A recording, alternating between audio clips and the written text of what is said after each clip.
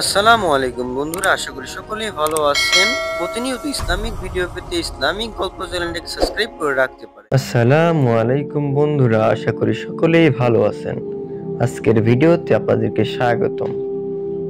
আজকের ভিডিওটি হলো একটি রোজাদার দিনে দুপুরে তপ্ত রোদে দুই ক্ষুধার্ত এতিম শিশু, তাদের চোখে ক্ষুধার যন্ত্রণা কিন্তু আশায় ভরা হৃদয়।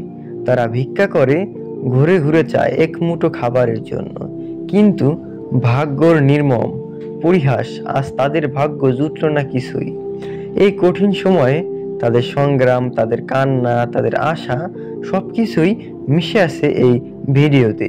দেখুন কিভাবে এই দুই শিশুর জীবনে আপনাকে ভাবাবে, অনুভব করাবে মানবতার গভীরতায়। চলুন ভিডিওটি শুরু করা যাক। একটি ছোট গ্রামে দুই এতিম শিশু বসবাস করত তাদের দাদির সাথে।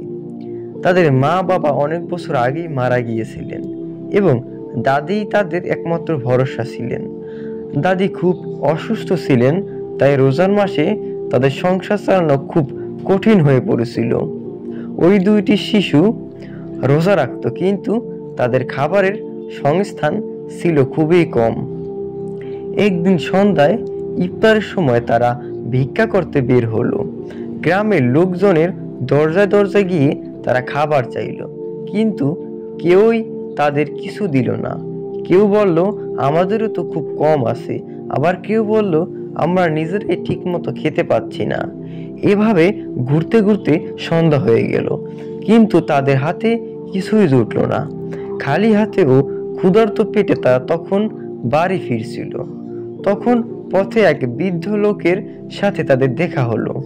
বৃদ্ধ তাদের দুঃখের কথা শুনে খুব মর্মাহত হলেন। তিনি তাদের সাথে তার বাড়িতে গেলেন এবং নিজের ইফতারের খাবার তাদের দিলেন। বৃদ্ধ বললেন, আল্লাহর রহমতে আজ আমার কাছে যথেষ্ট আছে, তোমরাও খাও। ওই দুজন শিশু খুব কৃতজ্ঞতার সাথে খাবার গ্রহণ করলো এবং বৃদ্ধের দোয়া নিল। তারা বুঝতে পারলো যে আল্লাহর রহমত সব সময় আছে, এমনকি সবচেয়ে কঠিন সময়েও। সেই দিনের পর থেকে তারা কখনো হতাশ হয়নি, বরং তাদের বিশ্বাস আরো দৃঢ় হয়েছিল যে আল্লাহ সবসময় তাদের সাহায্য করবেন। বন্ধুরা, এই ঘটনা গ্রামের লোকজনের মধ্যে ছড়িয়ে পড়লে এমন অনেকেই তাদের সাহায্য করতে এগিয়ে এলো। ওই দুই শিশু জীবনে ধীরে ধীরে ভালো দিকে যেতে শুরু করলো এবং তারা কখনো সেই বৃদ্ধের দয়াকে ভোলেনি। বন্ধুরা, ভিডিওটি কিরম হয়েছে তা অবশ্যই কমেন্টে জানিয়ে দিবেন। আল্লাহ হাফেজ।